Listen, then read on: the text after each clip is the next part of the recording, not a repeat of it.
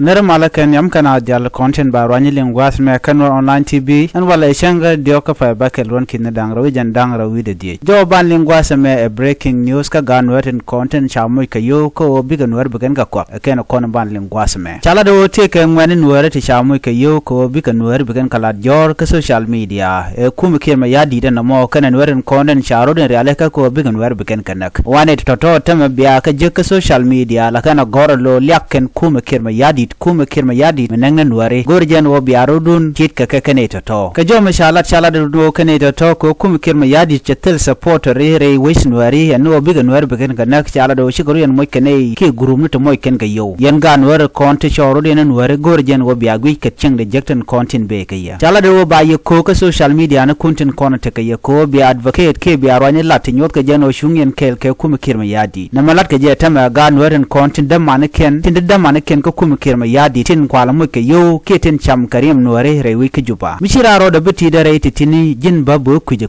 je gore no jin budam mor mulen mi jeg be la ro mele mo me je siangoy ko no go dor la to go na dorun ko be she moro tin kon lat keti jeg buge jogo no mele je da mo me je ram shunkel ke she man lat keti jeg ram mo ram jeg ba shit ka ga jin bro do muke pe karam len mi jeg mi te mi jeg malat ke ti tin buge jogo no no mo charo da lwang je ga chwa je let gwa de dan channeling no te kan nur kan ti se chala do je ka kan kantis ni toton tama kan kantin to kon na kan waratin jin mi jagro do ko jiram kel mi ba mo ke yo ko bunwer bi lat jor ko social media ko te ga pin ngwana tem ko social media te lat kan wer jor la lo jene te do lung mi kan lingon o shan wer sha ga juje jang me dane sha nasar cha de ke ba jang chu kana no ko lung ala kana pose me ler ne ye nwera kel yene de kon ko ke je yene de kon ya jur ke yo yene de kon sham ga ne rem nwera yene de kon ko do ba dan wo gaten shwara ro dum bi jago bi yene myang na mo ne shwale dor ko mi lugo dor wi nong ne dor do dien te ga ban mi la lar kene jin kono yene doru bidora radian bije kulo ore aleka temi chanyo go ladba chala do jin kono kamno to tormito wandu rar bitu tormito wara radian bije kulo kamrar kena tigan dial ga shene dew ga den content chal ga rodian wo chunga kel ke kirma yadi tede gwan wode ye chola duar kin war wo gawo yende ye chola gan wer tiko kok ti chung kel kan ware yo dun to bije ko bian wer byak ladeka acha juri ye ka yo to bitu gurun yo ka war gane turun wona kan ka wonya yo to buga tugurun na biala nenen wo men chalat gularek ngai wer je gwan wo ne kono la jor kalaran ya berun ke jog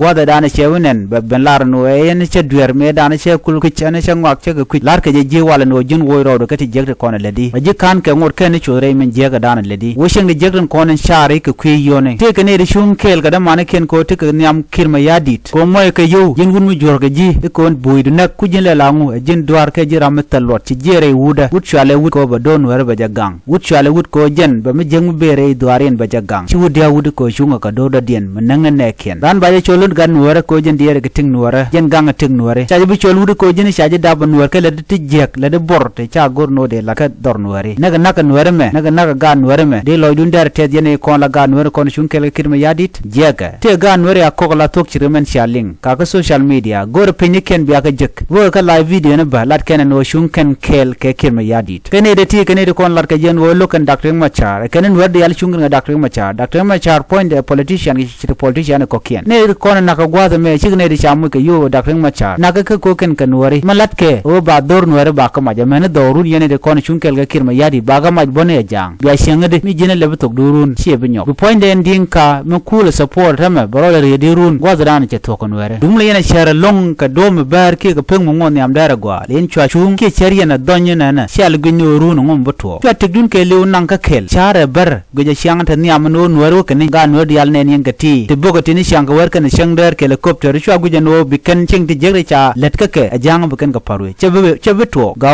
o jinde ro wo ja tamare rington contin witen yen wari goja ne tin kon tin lat ke ti je ka queen wari de jogo no ne na kwa kan follow woja rodun ka ke o kan kon na ka kon amun bi gwantar bi chonga je kel kan gaji wanga gorku wanga shi more wudarim nwar pini shang ka jana chunga kel ka ke jana je ga longa yen wari ko biaram je mut nagye biaje support ke bia chong kel ke je chunga kel karam lanwar kon chana jore ko kenji kon ko luk bat me ram na kon chenga kon jek de kon ko le chonga je kel di karam mo e ne me ko kon na gwantara chana chong kel ko bana jek di albana ko overcome kel ban mo kon let go le chebu gwa ka kon be je ga long chit ke me shanen me dan ka nasar chaji nasar cha palo tika kor ko rodien antama chaji ulang ba ka gwade nan cha palo tika kor ko rodien chane den kon tika lung shuk cha palo tika kor ko rodien chaji fan gak cha palo tika kor ko rodien chende roi ke ki mayom ko ngaje o mayom ni siang la ken ko ter karodian ter shong la nwer wayami ken bom la ko ter karodian tela gwado dien mo je kan lokten duno mu chung ko ran kon wer baran mo kedi kel ki nor wayam kel karwade baran ngaje no ko kon muni dere gwa gwan ter che konde nak ren yalla kon nagati de kon tar de kon je cha konde juja nyok de kon gwan teran kan weran kon te kel ke kirma yadi ko kirma yadi tela kon mu lonkane ajen menen yename jur kan ji ugandan ken wer tandi kon ko galo tin ko kala nyo do ban wo wiya nena ador nor madan tele jormu de benten mishiga gan werin kon cha ko yo ke tin dialden kon togre dwaran alo du jeta lonko nore nakake lora bang ken den kon nakake ke kwidien kan ware rek dana wo nena mo wana chon kel ken ri cha kon na chang bu mal ben ba kon chi gor bu bere dana ke te gon kon te keten gar le abeje kara mun ne shang be jibe pel ka miet be ben kudu ka jana che nak pan jaga kon chi biya shur ka loy kon chi biya shur ba gono dom bana korme bana terge je ka dom gwa ya te kamal